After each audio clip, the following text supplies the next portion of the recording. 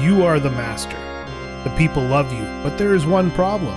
Your arch nemesis, the Evil One, wants your stuff. He sends his 6 powerful minions to defeat you, and after days of fighting you are victorious, but tired. So it is nap time. The people can take care of themselves, right?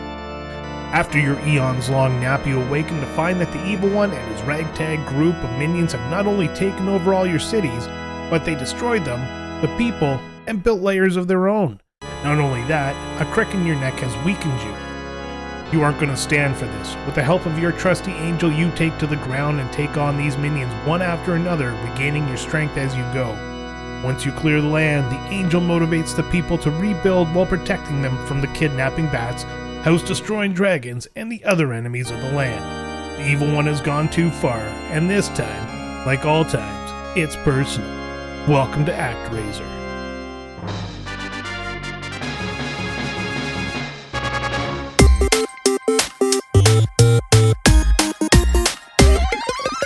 Welcome to Retrotopia, the podcast of two guys from two different countries crossing the border to talk about the video games we love. And on today's episode, we got ActRaiser. So my name is Brian, and with me, as always, is my angel, Sam. How you doing, Sam? I'm doing good, Brian. I love that one. That was good. Am I a naked angel, like the angel in this game with the little cute? Oh, the pictures you sent me today. Yeah, you are. Gotcha.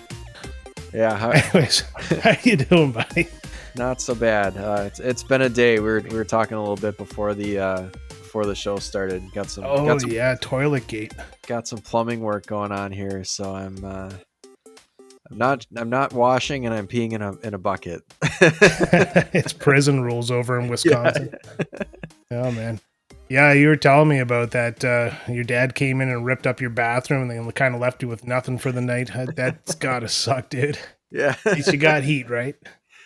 Yeah, we got heat, got electricity, got the internet because we're talking. And, and that's about it. But usually, like, it's kind of funny how one of those things missing can really kind of like fuck up your day. Yeah, well, to be fair, you're talking about your entire bathroom gone. So, I mean, That's kind of the big one. Yeah, and no you're down to the gas station cleaning yourself in the sink there, and a dude walks in off a long haul, and he's just like, oh, man, you're my dream, man. Yeah. Well, let's hope it doesn't come to that. We'll see. Next week, if you're not here, we'll know you got dragged into the back of an ice truck and murdered. Oh, that's scary. Oh yeah, happy podcast, right, to start off with. Well, no spoilers, but that might be preferable to the game that we're playing for next time. Oh yeah. You can go ahead and tell them a little bit of a preview about that game. We're going to be playing Lion King for the Super Nintendo there, and it's not going too well. That game. Oh man. So both of us have started the game, and both of us have been pretty much stuck on the second. I think you made it to the graveyard, right? I actually, spamming save states, I did make it past the graveyard, but look at you, Mr. Save States. It swiftly got destroyed right afterwards. So I'm still stuck on the second level there, trying to get past that little ostrich part, but we'll get to that. Anything else you're playing? Yeah. It's chipping away at Mario Wonder. I haven't had a whole lot of time to play that, but I've been enjoying that so far. I also started playing Shining Force, for the Sega Genesis, Mega Drive. That's been pretty cool so far. I just really got into that, just a little tiny bit. So I'm looking forward to playing that some more, because that was pretty cool. For starters, and then it's on my short list of games I want to play. You'll enjoy it, I think. And then South Park, which we have for an upcoming episode here. I started South Park on stream yesterday, and God, that game is just so good. Right, it just hooked me right away again. Yeah, I'm looking forward to. I've played it before, but I'm looking forward to picking a different class and hopefully discovering some things that I missed the first time through. Yeah, and it's been so long since I played it. It almost feels like a new game again, but a new but familiar game. It's like an old pair of underwear you found under the bed. Or behind your toilet that's no longer there. Exactly. All right. Well, if you want to join in on the conversation about, lack of toilets and underwear under bed, you can find us on X at Retrotopia Pod. And we're working on making an Instagram, and a Discord is actually being built as we speak. So in the future, you'll be able to join in on the conversation and let us know how you absolutely feel. And of course, if you're listening on Spotify, there is an option there to leave a comment or a voicemail to tell us how great we are or tell us how bad Sam sucks. So, as we said, today we're talking about ActRaiser, a game developed by one of my favorite developers back in the Super Nintendo era, Quintet, and it was published by Enix before they joined to become Square Enix. It was released in November 1991 on the Super Nintendo and is classified as a platformer, a city builder, and an action RPG, which you didn't know existed before we started this podcast. Yeah. What can't this game do?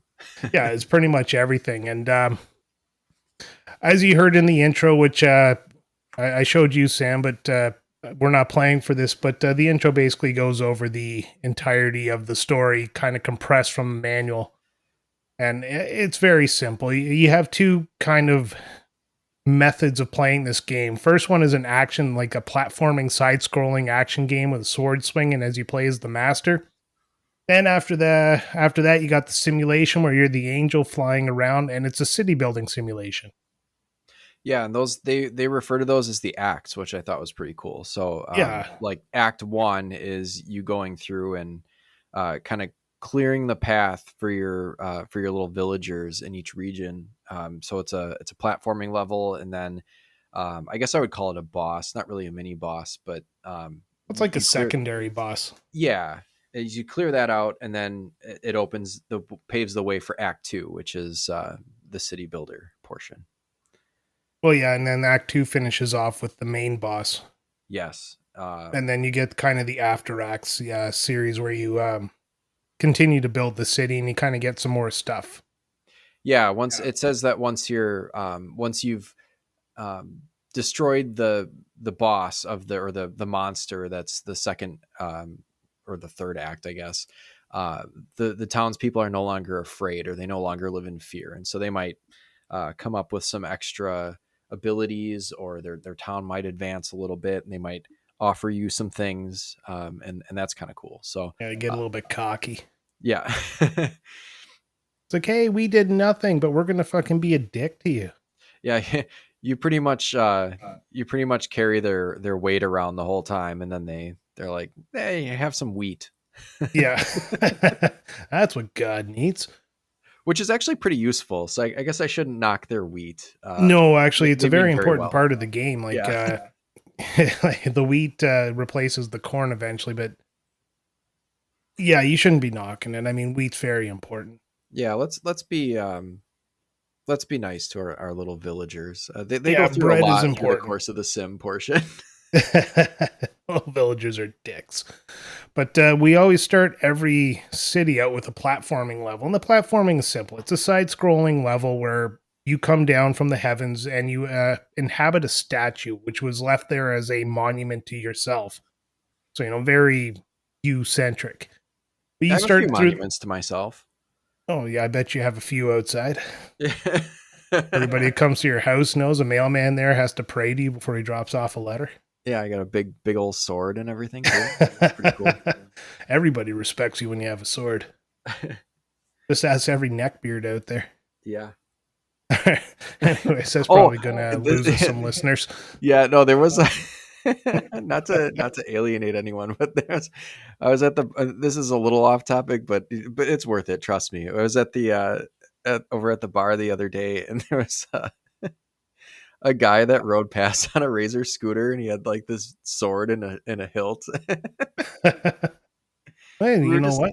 He was off on his way to friggin' defeat the enemy at the end so he could rebuild the town. I mean, he could have been, but we all just kind of were like, what is this guy's story? But, maybe he's the master and he's going to go make it so that, we can rebuild our town here.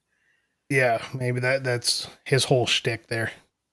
But so we're in the platforming levels anyways, and we're side-scrolling. You're jumping around. You have enemies that take 1, 2, or 3 hits there, and throughout the level, you actually have these orbs on a pedestal, and inside those orbs they have items. Yep. And every level has pretty much the same items except for the flame sword, which you can only find in one level. So you'll get a 1-up, which is obviously it's self-explanatory. Then you get an apple, which will recover your health. You can get a crown, which is worth 1,000 points. The points are absolutely useless. You can get a diamond worth 500 useless points. You can get something called the Crush, which will destroy every enemy on the screen, which is very useful if you're in a pinch. Yeah. The Flame Sword, which is, we'll get there, but I'm pretty sure was put in this specific spot for a reason. And then you get something called the Origin of Magic, which lets you cast a spell. And you can collect these, and every Origin of Magic counts to one spell that you cast. Yeah, and those little that looked like a little kind of a scroll on the top of the screen, right? When you got one of Yeah. those, then you ended up with like, however many that you had found, you get to use your magic spell that many times when you're in the platforming level. Yeah, and when the level's over, it disappears. Like everything you get in the level is only the level centric, so you don't Right. carry over to the next one. Right. So after you're done the platform, you get to first act. You get to a mini boss, we'll call it, which is basically the first round. The guy who's kind of gatekeeping the citizens from actually building anything. You beat him. You move on to the simulation level where you actually play as the angel. So you're floating around. It's a top-down view. So you're the angel in the air, and you're looking directly at the ground. And the people are just these like little, almost nondescript blobs, Yeah. and they run around and they build a city. They're like So the Fisher Price little people, but like before they updated them and made them all detailed when they were just like real blocky. back in the day when they couldn't mold plastic properly. Yeah, like they were just kind of round little nubs with little smiley faces on them. That's kind of what Yeah, they reminded me of, like little Fisher Price little people that just kind of yeah, and move. that's all you need, anyways, because they're not really that important to the story. Like they just run out, build a little block, and then they run back to their temple. Right. But as the angel, it's up to you to keep them safe. So you got 4 types of enemies who will actually inhabit any one of these villages. And the first one in the first village, you have the Napper Bat, which is just a black bat that'll steal 4 people at a time and then kind of carry them off screen. And it's up to you to shoot the bat out of the air and let the people drop to the ground so they can scuttle back into the city or the Which is town. hilarious. I love It's that. freaking hilarious. It's awesome. You could hear them too. There, it makes like a sound effect that when it pulls them out of the little town. Yeah. They're all like, Yeah, and then yeah, it's like a little shout. And sometimes if it happens off screen, it's like I gotta go find that bat and track it down. It's like I can shoot it and watch little people run away. See, I never worried about it too much. I just like they're floating away there, and then if I got the bat, I got them. If I didn't, I just didn't care. Oh, you just let them get Yeah. carried away? Oh yeah, you just shoot them over water and they drown. They'll fall down and just bloop, they're gone. All right. Well, when we play a game with some sort of morality system in it, we'll know where Brian is and then where I am. I Yeah, think that's a weird thing. Like if you play a game like Fable where you have a good path and a bad path, I will yeah, always veer to the good path. I usually do too. Like, and even if I'm trying and I know what choices will take me to a bad path in a game, I just can't bring myself to do it. Yeah, it's the hardest thing. I think actually being bad is just not in my blood. I always play video games to be the hero, and I don't identify with those people who actually play as the bad guy and are like, this is great. The bad guy's awesome. Yeah, unless you let the napper bats carry your people away, or Oh you let yeah, them they're drown. not bad. They're just hungry. They're just eating. So, and I'm just helping nature work. Work as hard as these blue dragons. The next enemy Oh on yeah, the list is yep. the blue dragons, and the blue dragons they just burn the houses down. So they float up and they'll just shoot lightning or fire out of their mouth, and they'll burn the houses down. If you hit them with an arrow, they'll do a quick move out of your way, but normally they'll sit static enough for you to shoot them. They're medium difficulty and a little bit stronger than the napper bats. Yeah, like the napper bats take one hit and the with your little cupid arrow, and then the blue dragons take 3. Cupid arrow. It does have a little heart on it. Does it? I didn't It actually looked pay like that much attention. it looked like it to me. I was playing it and I was like, that little arrow has like a little heart. It's like a little naked cupid baby. Well, this is Cupid before he gave up the death. Just, Yeah. went for love instead. But All right, so the next enemy, you got the red demons. The red demons are just they dry up the field. So if you start out with corn and eventually you work your way up to wheat. But the red demons' whole job is to destroy the fields, which actually kills people because they need that to eat. Yep. You hit them, they bounce all over the place. Again, they're a little bit stronger than the blue dragon. Everybody's getting successively stronger as we go. And that leads into the skull head. And I know you love the skull head. Oh, fuck the skulls. They're so they're the worst. I okay. Yeah, so these skulls. Do you want to take it or do you want me to No, describe what you have this one. these Okay. So first of all, there's one map, I guess. So on the map there's different regions. There's probably like 6 or 7, I think, regions, and as you hop through, the monsters on the map in the sim portion get progressively stronger. And these skulls, there's one with a skull on it, and the first time I saw it I was like, well, that's a weird little piece of the landscape. And then it started moving around, and then I shot at it, and it, blinked, like it was taking damage. And I shot at it again and again and again. And I think they take about 5 or 6, maybe 7 hits. Yeah, they're They are pretty strong. they are quite strong. Um, and this is in addition to, you've got your blue dragons, maybe a napper bat, and maybe a red demon, some other stuff going on. Uh, do not let these skulls out of your sight, because the first time it used its earthquake attack and leveled my entire, like, I had been playing for probably, I probably was a good half hour into this sim portion, and the towns were doing well. I had developed most of the map, and this skull dropped and wiped everything out. Brian, I almost quit the game. Well, they, uh they appear in two locations. One yeah. being North Wall, which is where they're the real dicks because there's two layers for the skull heads, Yep. and the other one is thinking Itos. Yeah, I think so. And that's the one that's is that the one that's a desert? I can't quite remember, but there was one where there was only one. And okay, so also, and the one where there's two, that's Northwall. That's the last area of the game before you finish up and go into the Yeah, the final portion. Um, two sets of those skulls, and I realized I did let one out of my sight, and it wrecked my map, first of all. And I had actually cleared, there was a blue dragon lair, and I'd cleared it. So these little layers are like these little ruins where the monsters come from. And you can go up to it and you can hit a button. It'll tell you a little information about it. Like, there's blue dragons in here, and there's, I don't know, like 150 left. So yeah, then you and know that, you can kill 150 of them, and that layer will be done until you go seal it with your villagers. yeah, and Um, that's the important part is you have to seal it. Right. But my villagers didn't know how to make bridges, so I couldn't get across. There was like a little river in Northwall.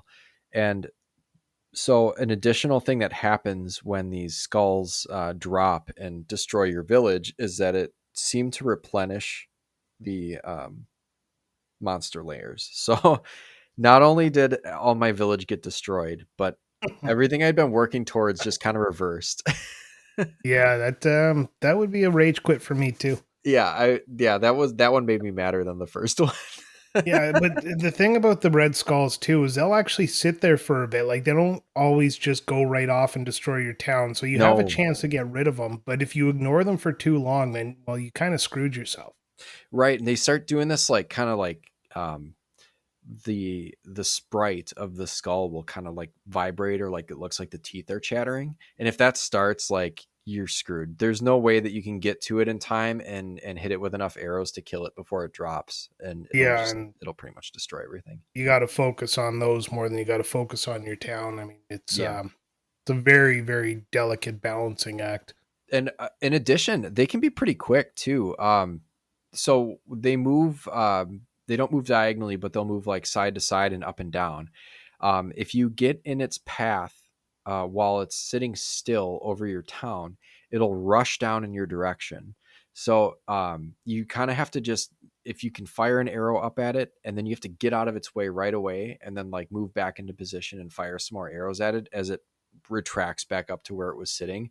Yeah, But it because almost if your sits. angel Yeah. runs out of power or like out of health, you don't Yes. die. You just can't shoot arrows, and then the monsters can go to town on your entire town. Yeah, there were a couple times where I ran out of health, and it was like a blue dragon was like, burning little towns, and a red dragon was burning fields, and it was like, I can't do anything about this right now. Except for watch like real good. Yeah. uh Again, okay. My name is Sam. You can find me at the local church and attack me. you're right. But no, like that was actually one of the things that frustrated me is my accuracy replaying this game was not too good. So I was missing everything like the bats and the blue dragons and Fillmore, the first town, like basically the easy town. And once I ran out of power, it was just kind of like all I could do was sit there and watch, and it was just getting on my nerves. So I Right. kind of quit the game for a bit because normally when I get to the point where I'm getting frustrated, I'll stop for about an hour and then go back to it. But my save file corrupted. So I ended up going back to an empty save file and had to restart the game. And I was pretty much, screw this for a couple of days. And I did manage to get through it again a little bit, but no, it's that just floating around because it's so directionally based. Like you can only go up, down, left, and right, and the diagonals aren't really useful because you No, only you shoot in four directions. yeah, you can't do the diagonal. Yeah, and I found that frustrating. Not something I would write the game off. Obviously, I was the one who convinced you to play this, so this is one of my favorite games. But it's just one of those things that, if you look through it from a retrospective view, where nowadays we have everything in analog, it's just I wish you could shoot diagonally.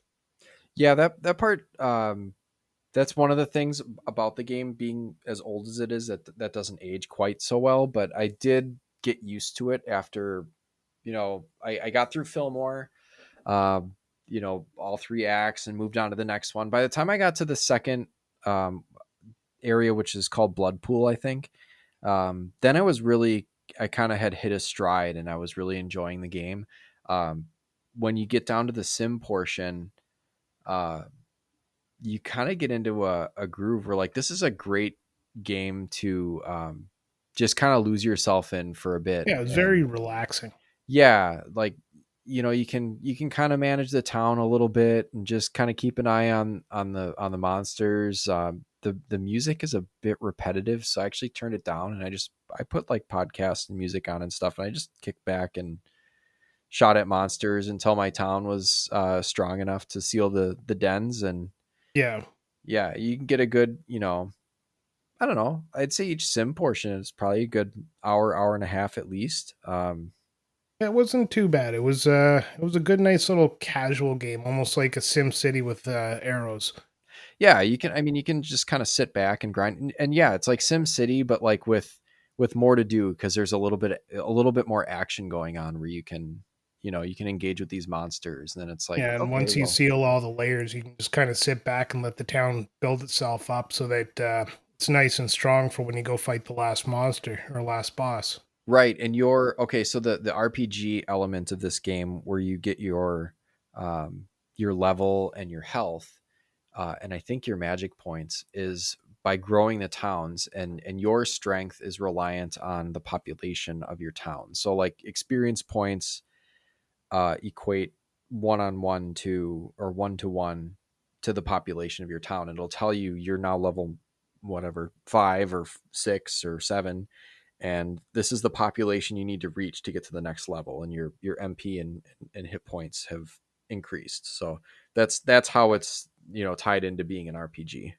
Yeah, and very important to let your towns develop. I rushed out of Fillmore the first time, and I was a little bit underleveled for Bloodpool, and then severely underleveled for Cassandora.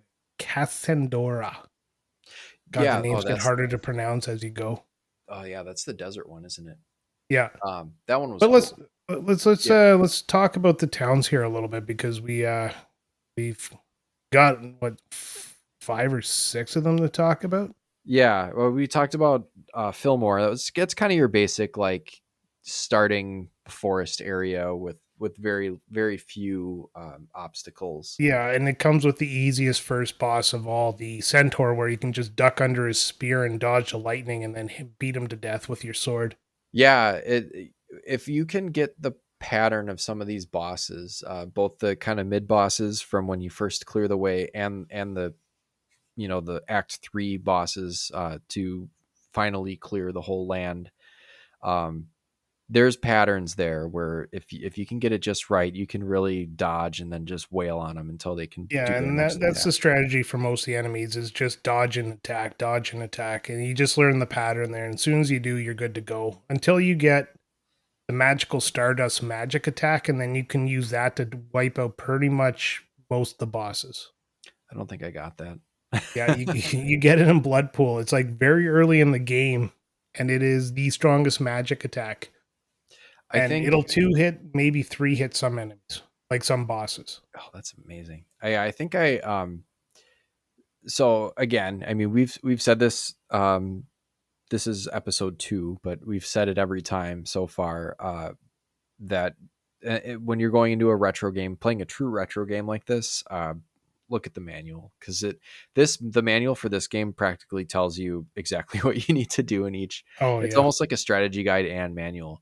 But I think for me, I didn't get all the items that I could have gotten, and I don't think my character got as strong as he could have before I tried to take on the last portion of the game, because there are offerings that you're supposed to give to certain towns from other towns that Yeah, and it's a yeah. lot of back and forth at the end of the game there. And I think I found that I was accidentally using items when I meant to. And if you goof up, and I think if you use an item where you're not supposed to, it doesn't like prevent you from doing it. You just lose it. Oh, I didn't know that. Like, I Yeah, know because there's you got to take certain items back to certain places, but I figured it would block you from just randomly using it.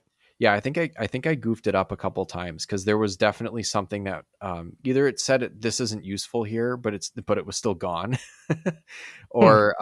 or it just like you used this and it just doesn't do anything. Like it doesn't tell you anything. So I think I might have kind of goofed myself up on this playthrough Yeah, where you should have read the manual. It would have told you everything. I really should have. All right, so we talked about Fillmore there, and then we had the Centaur, and then the final boss, which is Minotaurus.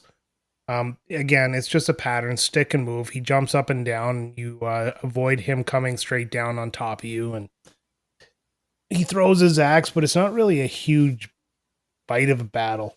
Yeah, once I realized that the big chunk of damage that I had to avoid was him dropping down, um, I would just let him drop down and be next to him and then just start hitting him with the sword. And if he throws the axe, it only takes like a hit point. So Yeah, you just beat him to horrible. death Yeah. through attrition. But out of Fillmore, you get the bridge, and the bridge is very important because the next town you go to is Bloodpool, and you start off Bloodpool fighting the Manticore as you're in like sunken ships on the Red Lake. And it took me a while. Like I was looking at the levels again tonight, and it took me a while to realize that the first part of this or Act One here actually takes place in the Blood Pool itself, that red lake that's by the castle. Yeah. It looks cool. This Yeah, was it's a actually cool a side really scroll. neat level. And the Yeah. Manticore, he's simple again. He just jumps out of the water. He lands on these massive, these sunken ships, and you just dodge and attack, dodge and attack. It's not hard. Yeah. I had trouble with this one. It was kind of funny because um, I would try to jump down and hit him a few extra times, and I think because he would jump up or jump over to the other. You're basically between two sets of masts with little like cross masts on each, so it's like little platforms um, on either side, and then a very tiny hole in the middle that you can fall through and die. And he would jump over to the other side, and I kept getting knocked back into this tiny hole. Jesus. Yeah, I had trouble I with had this one. no problem with him. Like, it was just very. Well, I'm also a reserve player, so like I'll watch the pattern before I even start attacking, and he was pretty obvious, avoid the fireball when he jumps, hit him a few times, run away, and just repeat. It takes a bit, but it's fairly simple. Yeah, I ended up beating it by going kind of off the back of not off the back of the screen, but it was like the furthest point I could go left without like falling back off the masts and dying. And I would just jump between the top two. And I think I could only hit him for like one hit per time that he jumped over. And then I would just kind of try to like jump up and down to avoid the fireballs. And I think I almost ran out of time because you do have a timer on the side scrolling levels. I think I beat Oh him yeah, you do. with like five of those little elapsed seconds to spare. Hmm. Man, I never even never ran into that. I noticed the time, I just never ran out of it. Yeah, I did not have the best strategy for the Manticore. You'll beat him through dying. Right. But anyways, the reason I said the bridge was important because you need the bridge actually to start this one, like to progress in this one. And you Mhm. search for a guy named Teddy. And I can't really. Do you remember much about Teddy? Because he was like very unremarkable. Yeah, it's like a little one of the little villagers, like a little dude, and he's in Bloodpool, and he, I think, does he go?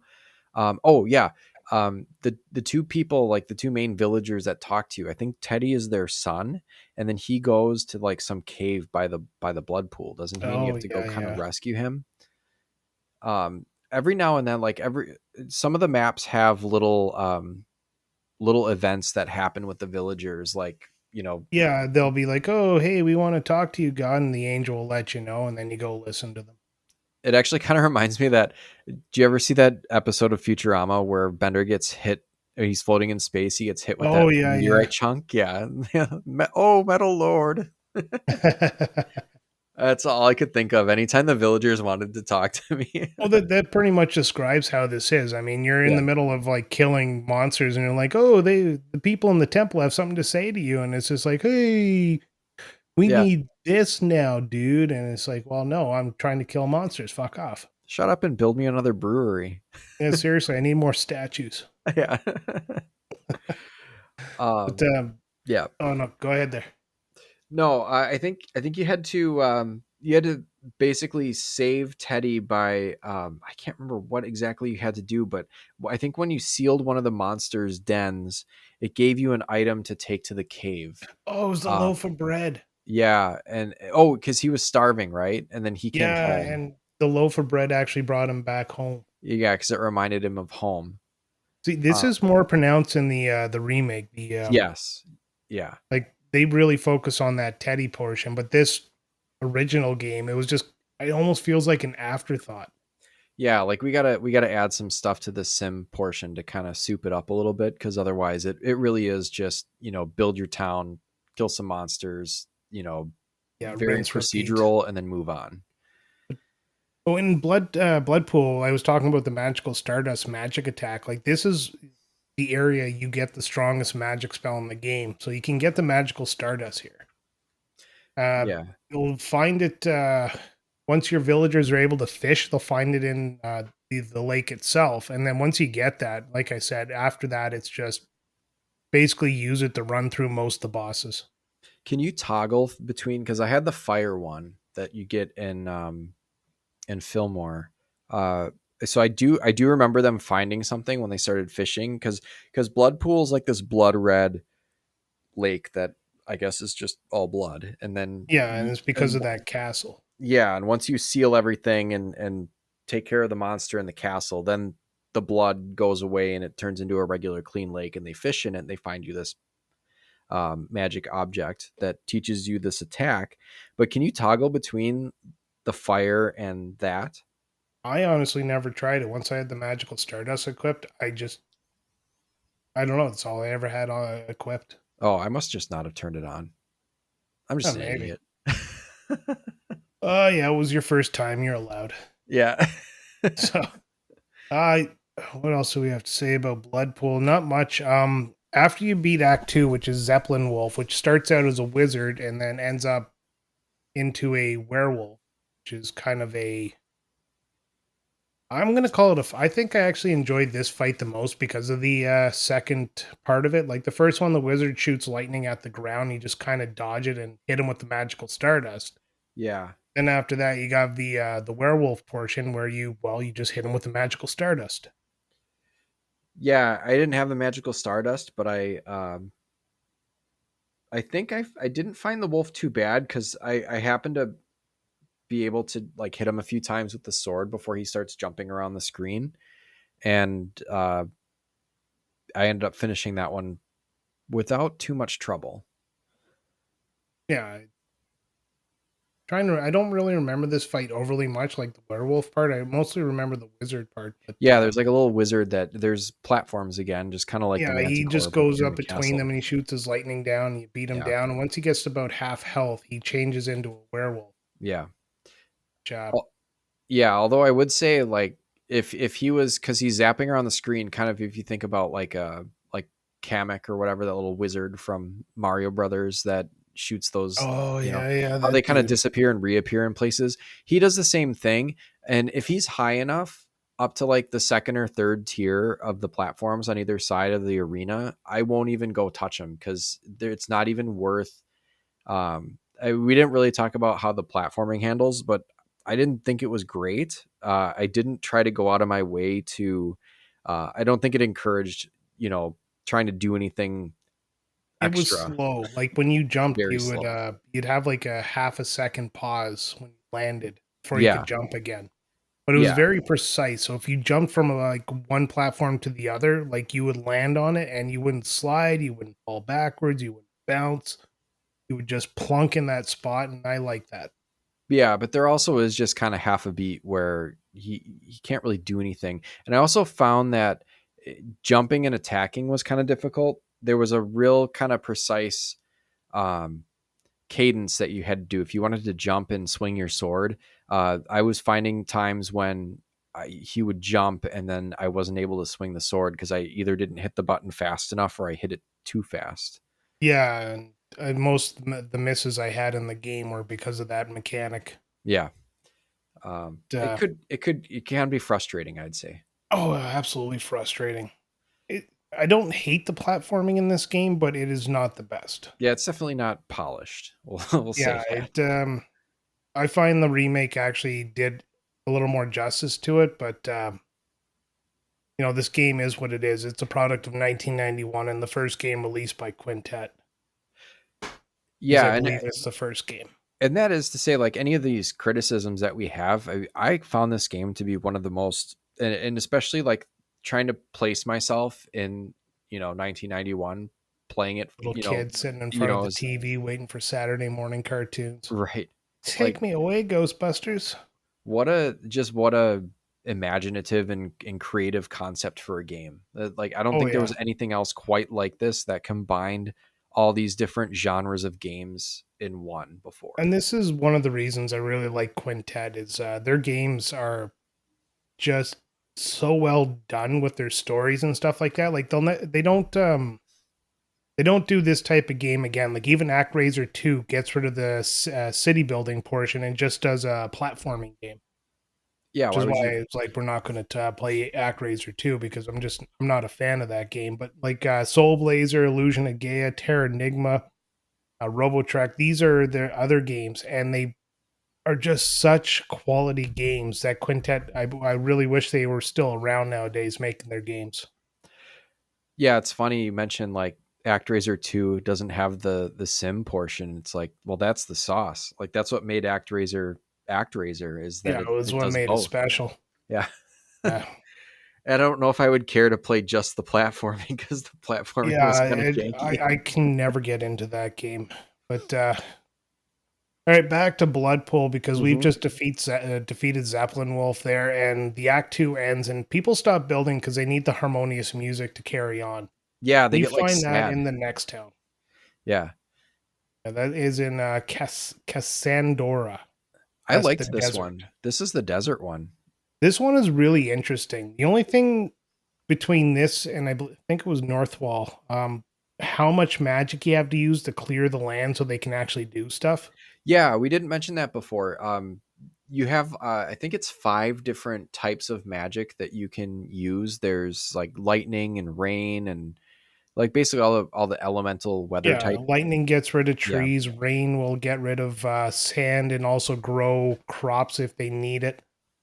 Sun will get rid of snow. wind will turn the windmills, which we'll get to, and then earthquake, which moves the land so that it opens up stuff. Yeah, and the wind also. There's one portion of the maps that are like swampy. You can dry it out with the wind. Ah, that's right. That was the other one the wind did. I only remember the windmills. Yeah, the wind that was cool too, though. They Yeah, were all stopped. that's a city away, so we'll Yeah, save that for we'll there. save it. Yeah, we're talking about the desert right now, and the desert's very, every desert on the entire video game universe is Egypt. Basically, yeah. Yeah, and that's what we go with here. It's a very Egyptish theme to it. So, Act One, you're in the desert, you're running around, you got snakes in the ground, and you're running over sand dunes and stuff like that. It's actually a very uninspired level, in my opinion. Yeah, the level itself was pretty standard desert fare, I guess. But the boss I thought was A pretty. dick.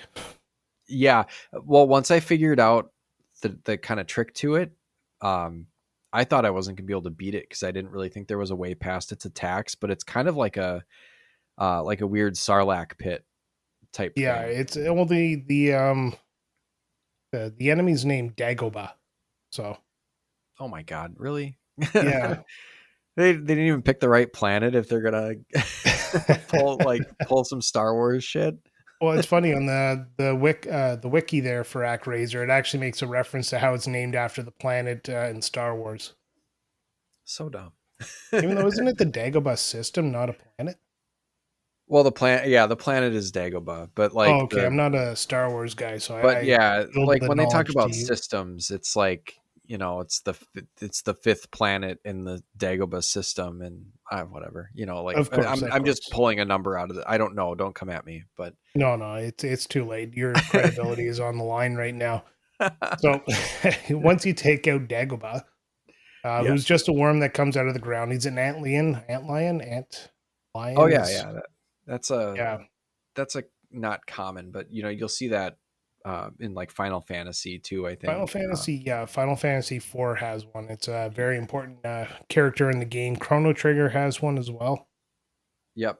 Well, Well, I I don't know think that yet. no, Chrono Triggers is not an antlion. It's a skeleton. Anyways, that we'll get into that when I force you to play Chrono Trigger. Yeah. Well, you don't have to force me. I'll just play No, it. no, I'm gonna force you. Okay. Hold you down and have the cartridge slapping against your face. Play this, you dick. Yeah. But you beat him. He's like I said, an antlion, and the level to fight him, you have two. You're basically going into a pit, and he's in the middle of the pit, and the sand is always going down, drawing you into the middle of the pit. So you have to dodge his attacks while hitting him. And Yeah, and the thing that really was difficult for me about this one is you hit the thing in the middle. It's like this weird like tentacle thing coming up the middle. So you go down into the middle of this pit and swing your sword at it and immediately retracts, and then you have to move out of the way because these two claws come down from each side of the pit and just kind of like rake in, and you have to figure out a way to avoid those with that clunky jumping.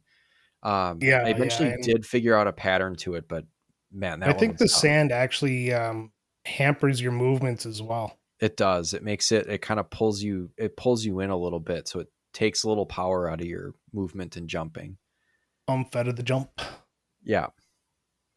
But after you beat Dagobah, you get to the sim portion of the game, our favorite part, and this is where you got to use the rain magic, and you have to clear the sand, otherwise they can't actually build anything.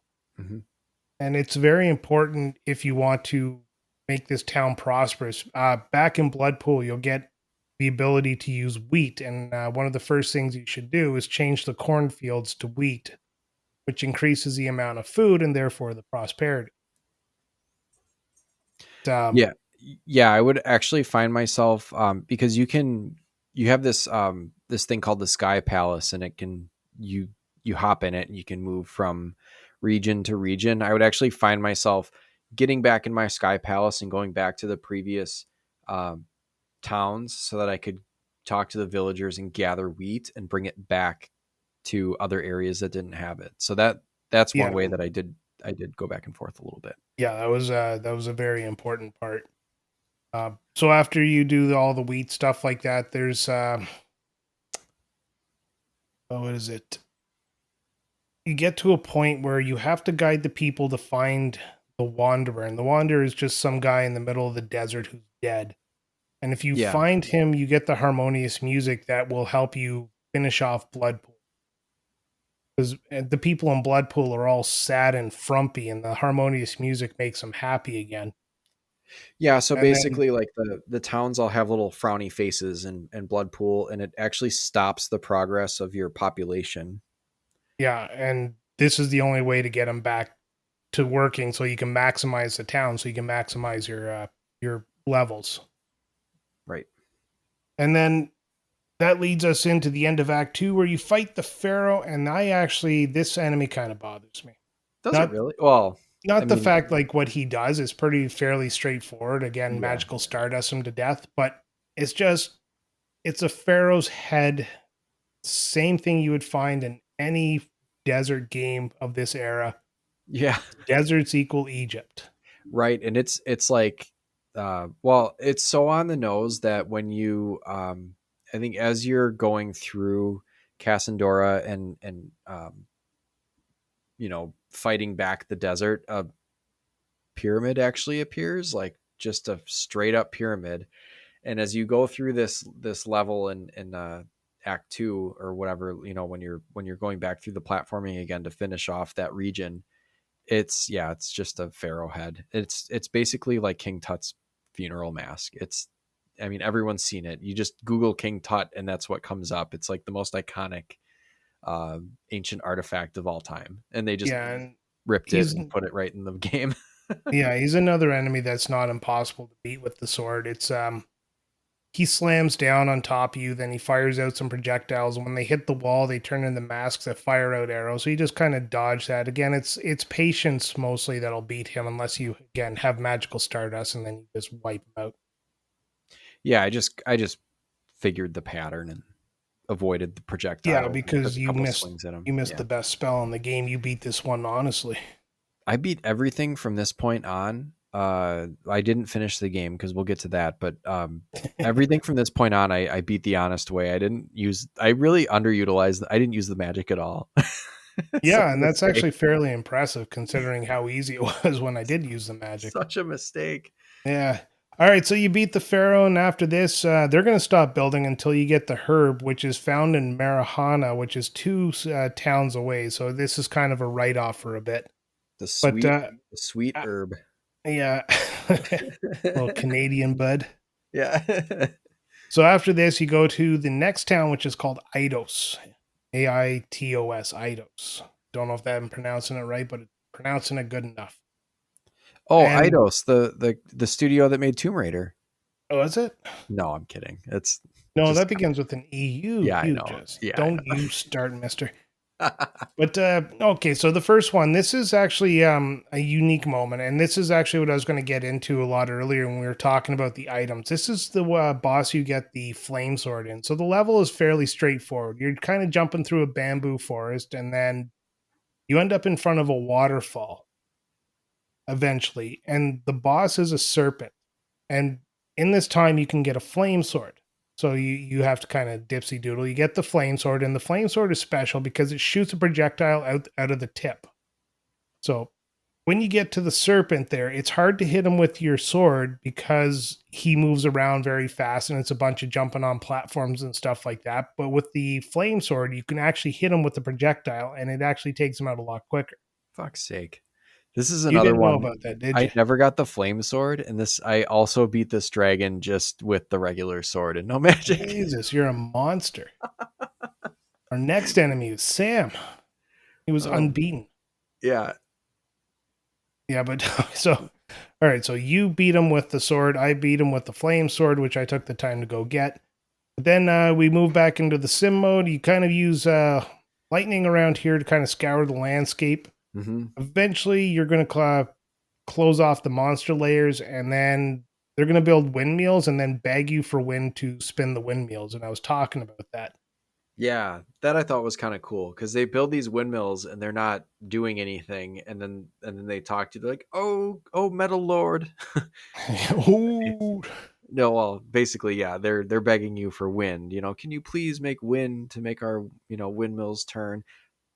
Yeah, So what's really nice about this one is they didn't need you to plant wheat for them. So right, and you use the wind spell once, and I think it turns all the windmills on the map. So it's not like yeah, you have to like go find each one or like they stop. That would have been really irritating if yeah, like oh yeah, one had one at a stopped and time. then you got to go make it start again. And Well, yeah, that's one of the things that irritated me about the magic is everything is done in a block. Like you have like a square that you put down for the direction they build, the magic you shoot, and all that stuff. yeah, And like levels like the desert and the tundra, like the frozen tundra, you have to get rid of the ice or the sand one block at a time. And the way you recover your magic is actually killing the enemies that come out of the layers. yep, So you could use something like, let's say, lightning. You could use it like two, maybe three times, and then you had to kill a bunch of enemies to recover your magic. Otherwise, you can't progress. And then if you get hit enough and you can't shoot arrows anymore, well, you're just kind of up shit's creek without a paddle. right, yeah. You gotta, I guess you gotta find a way to replenish your magic. But like, yeah, if you're out of enemies and you still have, there's ways that you can kind of goof yourself up in this game. I found some of them, obviously. Yeah, yeah. Just basically be too stubborn to die. Right. Um, one thing I'll mention about Itos is this is the first place where you encounter the skull head. So this is Oh where yeah, I like was gonna the bring that up. Yeah, your first, the worst of the worst, the skull heads, the earthquake, the town destroyers. If you don't get them, they fuck your day up. yeah. So I actually had gotten to the point I think where I had almost all of the map. I had all the trees cleared, and I had just about all the map covered with towns. And one of the little skull heads like kind of snuck off the screen. I think I was maybe focusing on one of the blue dragon layers because like those skull heads haven't really done anything yet except like rush at me and hurt me quite a bit. Um, and then I heard it drop like it was off screen and the whole screen started to kind of rattle. And then all of my towns were gone. Oh, that I would drive me. was like, what the hell? Yeah, but once you get rid of them, this one's pretty straightforward. Eventually, you're going to find something called the Sheep's Fleece. This is very important for a couple of towns away. But at the end of Act 2, you're going to jump in, you're going to fight the Fire Wheel. And this is an enemy that is exactly what it sounds like. It is a Yeah. wheel of fire. Yeah. It's got And like a little demon face in the middle. And it just kind of rotates and yeah, it goes around, you hop over them, you avoid them. Again, magical stardust works surprisingly well on them. I think this is one where I just found a spot on the screen on the arena. Like it's some of these boss battles are kind of similar. Where like we talked about the Manticore, the that werewolf. What'd you call that wolf guy? Oh, Shoot, oh God. Don't put me on the spot like that. Zeppelin Wolf. Zeppelin wolf. Yeah, I was like it had like this really metal sounding name, but okay. um, there's sets of platforms on the left and right side of the screen going up, and I had a lot of trouble with this flame wheel. I couldn't really figure out a way to avoid it very well with the way the platforming is, so I just kind of parked myself on between like the first and second platform and just swung my sword the entire time and just kind of outlasted it. Oh, if it works, right? Yeah. uh it was the stubborn method of beating it. Yeah, and I guess the nice thing about this is after you beat him, Itos doesn't have anything stopping it from just continuing to build. So it's kind of like a nice place to sit back and just kind of relax for a bit and let the city build up so you can build up your character. Yeah, Right that was before one. you Oh, go ahead. Oh, yeah, just to like kind of an element of the game that I thought was cool. Like if you're having trouble with like an act 2 where you're going through and trying to beat the boss and you just don't feel like you have enough, you know, magic spell or you don't have enough hit points to make it through and you're just having trouble, you can always go back and just make sure that your towns are all developed to the best that they can be in each. You can hop around in all the places you've developed. And I actually found, I think pretty early in the game, I was having trouble with one of those second levels, and um, I just went back and developed my town a little bit and raised a level and got a few more hit points and then went back into it. So that's kind of a strategy that you can use if you feel that you're a little underpowered. Oh yeah, that works. It's actually the best way to do. I found the sim building in this so just calming once you killed all the monster layers. Yeah. Like, you just sit back there and then they build the town and you just enjoy life for a little bit.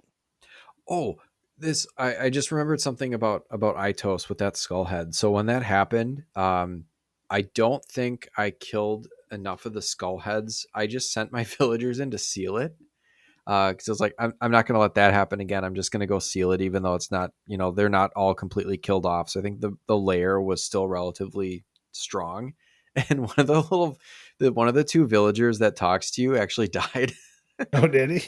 Yeah, I think it's like a woman and her husband that are like um, the main communicators with this angel or with the god or whatever. And it was like my husband was injured sealing the monster's lair, and then I had them seal another layer, and he died. Jeez, you're a monster yourself. Yeah, I guess. Work harder, dick. Yeah. So you finish off that, and after Sam kills off, his worshippers, we move Yeah. off to Marana, and we start with the Rafflasher, which is a dumb name, and Yeah. it What was but this it one? actually has meaning to it. It's a genus of parasitic flowering plants, which actually describes this boss fairly well. Rafflesia flowers can be seen in the background during the fight. So Rafflesia flowers is what this is based off of. That's pretty cool. Yeah, I'm just kind of looking at the wiki right now, and it has a little trivia section. So I didn't pull that out of my ass. I should mention that I have the wiki open, and I just kind of keep browsing at it every so often just to see what the Oh, trivia says on the bosses. dude, just take credit for it. Yeah, yeah, that was No one totally knows. me, man. Totally me, not by somebody who spent a long time actually doing this. But fairly simple boss with a little bit of difficulty to him. He's a plant against the wall there, and he shoots out these like blue orbs that have little things that come out he can't hit. And then there's always a plant underneath the ground that you kind of have to avoid. So you have to move to the left, let the plant shoot out of the ground, move to the right, and go beat the crap out of the boss itself. Again, it's another patience thing. If you take the time to learn the pattern and just don't rush into it, you should get this guy done fairly quickly. Yeah, I found Rafflasher very easy. I just looked up a picture of it to kind of jog my memory, and yeah, that one. It's just that little weird tail that kind of comes back and forth, but you just avoid that, and everything else can pretty much be attacked with your sword. Yeah, exactly. It's not anything to write home about. So you go back to the sim area, and you must first use earthquake to link the islands. Yeah, uh, I did that in the wrong order. I Oh, had my did you? town built up, and then I had to eat it and use that earthquake. Oh, Yeah.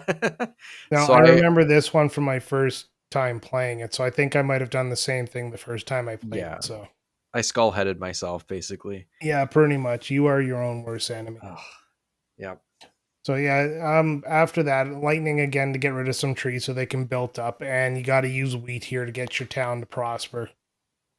Uh, Working through this, eventually you're going to get the herb, and you're looking for the herb for what town was it? You're looking for the herb for Cassandora. So they needed the herb there because they weren't high enough to continue working. Yeah, they all I think the that helps them because they have a plague, and that's like the cure for their plague. Yeah, so it's a cure for everything. Just sit back, you smoke a little herb, and you're good to go. Cures everyone's plague. Yeah, exactly. Um, if you have the compass, which you find in Bloodpool, after you give the harmonious music to them, because it's a big long circular thing, You're going to get a source of magic out of this. Source of magic just kind of increases your magic power so that you default with one extra little scroll there. Yeah, this is one that I missed, I think. Yeah, well, this one's not easy. I mean, I looked this Yeah. up and it's like get the compass, which you get in Blood Pool for doing the harmonious music, which you get in, oh, what's it called? Cassandora, sorry. It's a long walk for a short reward.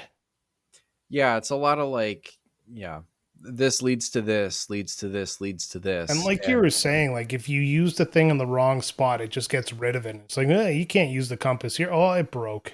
right, it's like, oh, this doesn't do anything here. But it doesn't say like this doesn't do anything here, you can't use it. It's just like you used it and it doesn't do anything here, you Yeah. dummy. Which is actually probably something that'll knock a point off this game because I didn't run into that that I can remember. Not in this one. This one I kind of used a little bit of a guide, like the wiki there, to know where to put everything. But there's nothing really that tells you not to use it. And it's kind of unfair if it's not usable, but it's something like a compass. Like it's not going to break if you look at a compass. It's a crappy quality compass. Yeah, it's kind of weird. It's one of those, I think it's one of those things that's maybe a holdover from old, like this is an older game. I mean Yeah. it's gosh, however many years old now, over 30 years old. You know, at the point, at that point, things were like, you talk about NES hard, things that are cryptic, things that aren't really explained. It's just like you go and you use this here and this opens up, but there's nothing that really tells you that. It's a lot of trial and error. And I think maybe that's kind of this game does the same thing. And, you know, maybe you play it through and then you get it out again later and you're like, I want to play Wow. ActRaiser again. And then you might find something new the next time you Yeah. play it. Puzzles like this are what sold Nintendo powers. Yes. Yeah, that too. Okay. All right, so where were we? Yes, you have just done all the stuff in Marahana, and now you're going to go fight Kalia, the Act 2 boss. I Kalia, gotta remember which one that was. Kalia is like the I describe him without getting myself in trouble. Uh, trying to think of the word here. Oh. Well, I just looked at it. It kind of looks like a Hindu god. Hindu. That's the word I'm Yeah, looking for. Jeez. it looks like the well, okay, so here's the appearance that it's described as a six-armed cobra-headed hovering monster. And I think I can't remember because I don't know Hindu religion very But well. it Sorry, but yeah. gets its styling from that. Yeah, it looks like how you see like the elephant head, god with all the arms, and Uh, it looks like that. Ganishnu. Yes. I think so. I can't remember the name. It's sadly it comes from The Simpsons when Apu was talking about him. But it's been so long since I've seen that episode. I can't remember the actual name. I thought If this only I boss had looked some pretty sort cool of though. internet. This was a cool looking boss. It was Uh, actually it was a fun boss. You know who he yeah. reminds me of? In Mega Man X when you're fighting Sigma. You know the part there where he has like the claws that you come down, you jump on them, and you attack Sigma. Yes. Well, it's the same idea because this guy has these platforms with spikes underneath, and they drop down. You jump on top of them, you beat them down with a good old healthy dose of magical stardust. Yeah, I think there's a Sonic the Hedgehog boss in one of the old Sega games where it's like it's like it shoots Oh, down an arm and then you run up the arm and jump on it. this has probably been used in a lot of games. Yeah, it's kind of a cool. I like that concept though. So yeah, there's like spiked platforms that drop down and you just jump on it and ride it up. You can get maybe two hits on it before you have to jump back off again because there's spikes on the ceiling. Yeah, and is again, it's everything in this game comes down to patience. Like you're not going to beat the bosses by just spamming the attack button. Yeah, you definitely have to time it so that it's like maybe I can get two hits in here, then I gotta jump down and stand under this spot where it's gonna attack again, dodge out of the way, ride this thing up, do it again, rinse, repeat. Um, yeah, some maybe wouldn't like that style of boss. I thought it was kind of cool because it was kind of like a puzzle where you have to each encounter was a little different and you have to kind of figure out how to get around it. Yeah, and I just looked up the trivia here. So Kalia seems to be based on a combination of Hindu gods and creatures such as Ganesha, Vishnu, Indra, etc., among others who were all depicted as having multiple arms, and the Nagas, who are depicted as somewhat positive serpent beings. The name Kalia most likely comes from Kali, the Hindu goddess of time, change, and ultimately death. Neat. That's a So, cool one. Yeah, it's like a yeah, cool homage to yeah. The all of word that. Hindu is the one I couldn't remember what it was, and I didn't want to say anything that would become like overly offensive. So I Right. just kind of sat there and bit my tongue. Right. And all right, so you beat Kalia. You're off to Northwall, the last town before we get to the end of the game. And Northtown is frozen. And you a while ago got the sheep's fleece. Acquire this after you beat Merman Fly, which is a dumb name again. Yeah. And he is how do I describe him? Half fly, half something else with wings, like dragon wings. Like I'm This was looking at a the picture of him right now, and it's just what's the wiki say? Merman fly is the upper half of a pale armored humanoid with wings. Okay, so so he's the fly. yeah, I think fly is as in he can fly, not as in he is a He fly. is a fly. Ah, What a uh, fly. but Yeah, what is hold on. Okay, Merman fly. Such a weird name. I don't yeah, remember this one. Why don't I remember this one? probably because he blanked out and beat him by accident. Actually, yeah, this is another one where like I just barely beat this one with like a hit point left, just dodging the attack, swinging my sword. Yeah, stick and move, stick and move. There's like in the battle arena, there's like little divots in the floor where it's like kind of lowered, like a couple little humps. When he comes at you, I just went down into those one of those divots and ducked, and sometimes he didn't hit me. And then I would just kind of come up out of the water a little bit and get a couple hits on him. That was pretty much how I did it. Yeah, and it's pretty much what you got to do. Magic's not great on this guy, so Well, he's off the screen a whole bunch. Well, yeah, and after he kind of that's why attacks. magical stardust doesn't work. Yeah. But after you beat him, you're in Northwall, and the first thing you got to do is melt the snow with the sun. And then you get your people, and then you give them the sheep's fleece, and then they're finally warm enough to be able to start developing stuff. But here is where you have two skull head layers. Yeah. You sure And do.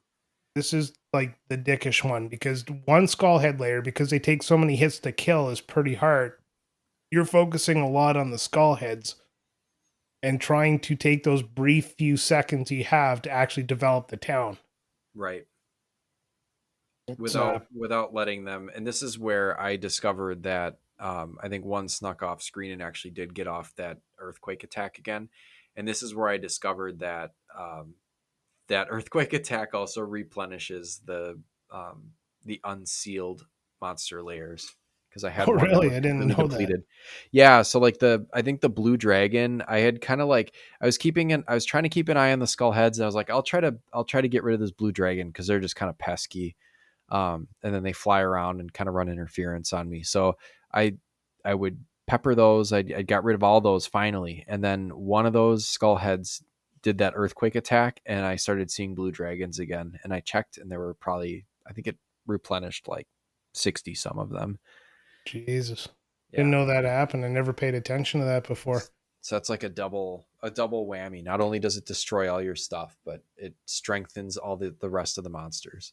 Yeah, and nice thing about Northwall though is that it's a pretty cut and dry last little area there. There's nothing really special you have to do besides seal the layers and take on the last boss. Yeah, you do have to there's like a frozen lake in the top corner though.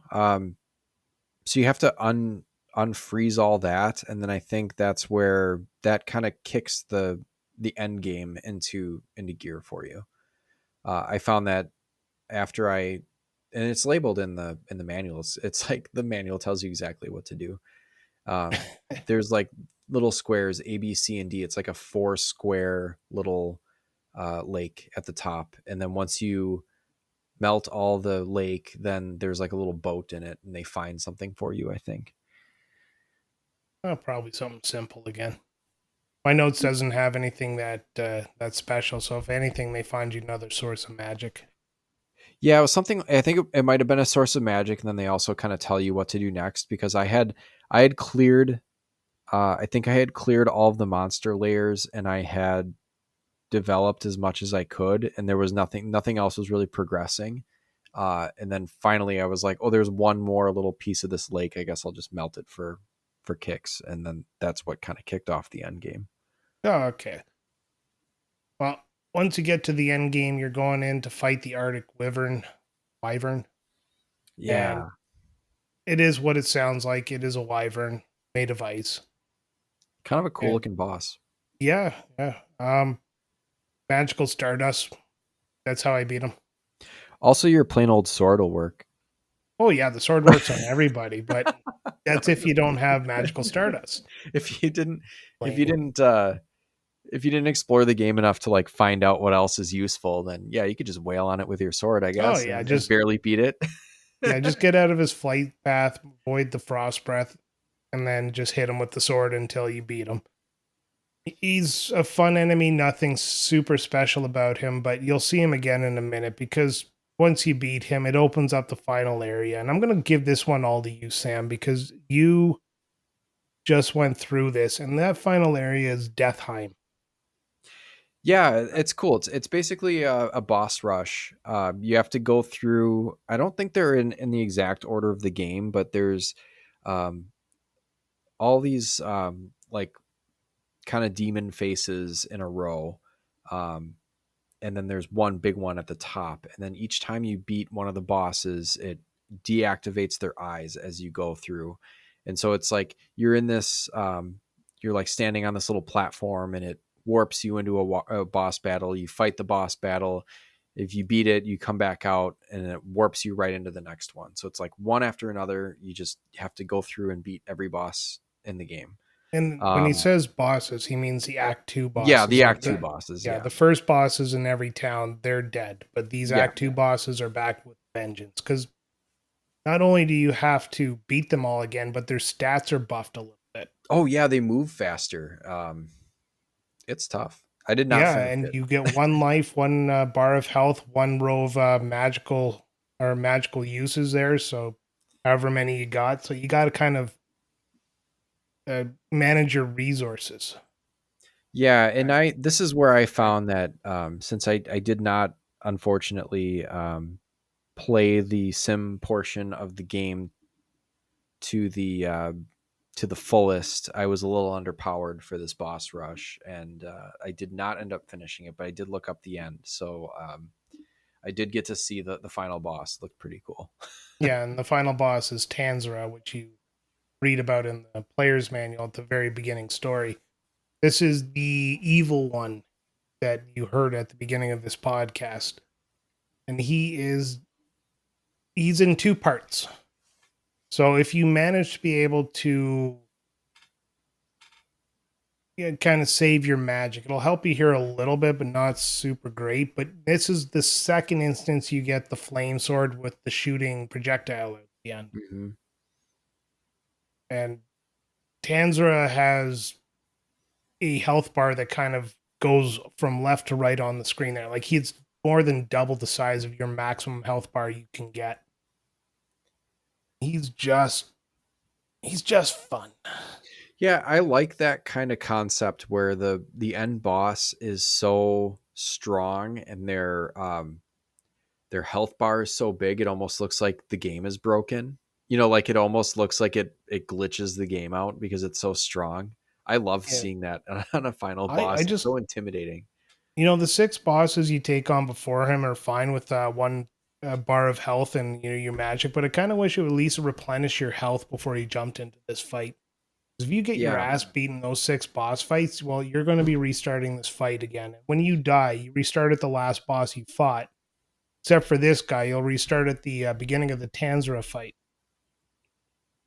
He's yeah, he's just definitely like he's a true to form last boss. He's super strong. He has two forms. His attacks are hard to dodge, but when you beat him, it is such a satisfying feeling.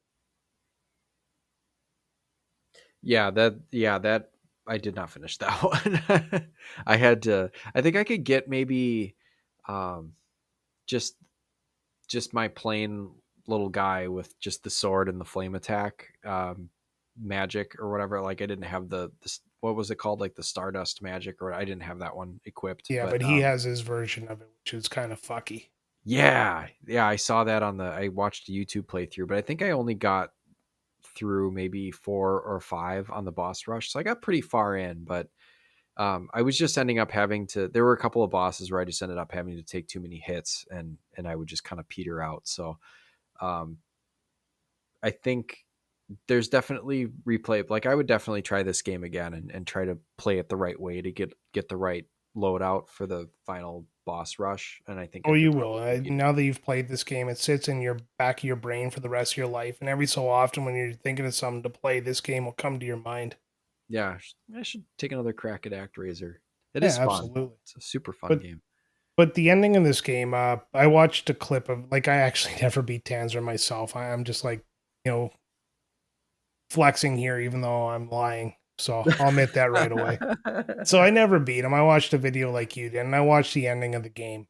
And the ending of the game is very, what you'd expect. The people no longer need God, and over time they start to forget God, and then it just kind of disappears. So you're there, but you're not actually like interacting with the people anymore. And it kind of goes over every town and gives a little story about each one.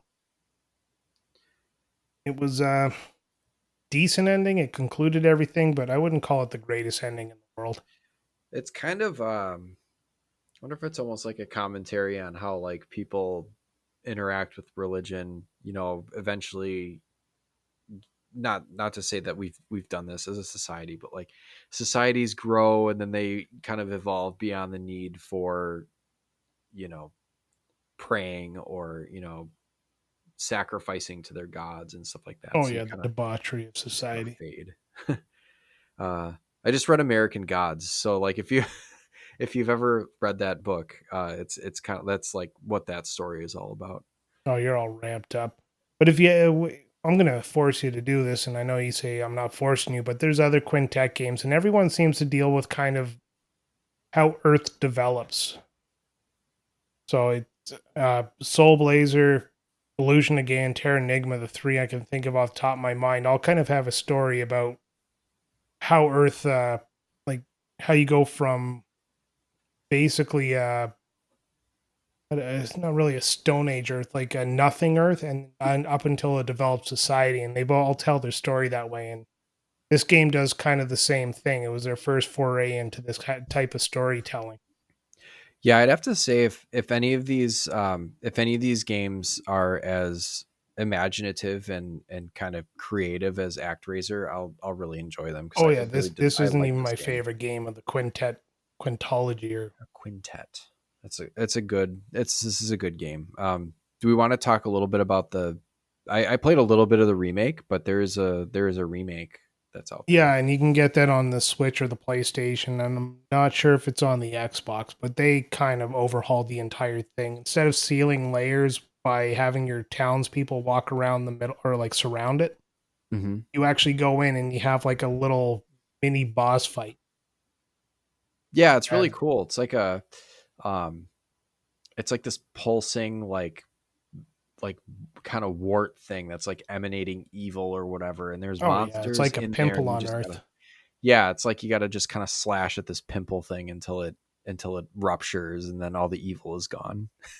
So they've improved on the game. If you're going to play ActRaiser, I would say play ActRaiser Renaissance. It's a very different, but very true to the original game. It just kind of improves on the original, which is what you want to see when you have a remake. Yeah, it almost feels like they did a bunch of stuff that they wish they could have done. I don't know if it's the same developers or if you know now Square Enix took it and um, just added to it, but Oh, it's it probably almost. Square Enix giving it to some interns. Well, the interns did a bang up job. Oh yeah, they did. It's really cool. It's like it's almost like I thought that ActRaiser for a game that was made in the early 90s was a very ambitious game that combined so many different genres in such an effective way. And um, it just, ActRaiser Renaissance just expands on all of that, because there's the town building, there's, the action platforming, there's, you are going around on the map with the little naked baby and shooting arrows at the with monsters hearts still, on the end. with hearts on the end. It actually looks more like there's hearts on the end in Renaissance. It's a little more pronounced, I think. It's Cupid on crack, right? Yep. Um, Uh, all right, oh, and before there's we a, wrap this up, Sam, let's there are yeah, 3 more little points here to talk about, and we're going to just lump them together because there's not a lot to talk about on them, and we kind of covered some of it as we went along. But it's the music, which you said gets repetitive. it sure Uh, does. Yeah. yeah, the graphics, which are fine, like it's not very detailed on the sim mode, but the platforming mode is actually it's where they put the kind of effort into making it look very nice. And then the Yeah. gameplay, which we've discussed, the 2D platforming mode is got it. Well, it has its problems where when you land, you kind of have like a half-second pause before you can actually do any actions again. Yeah. A little clunky.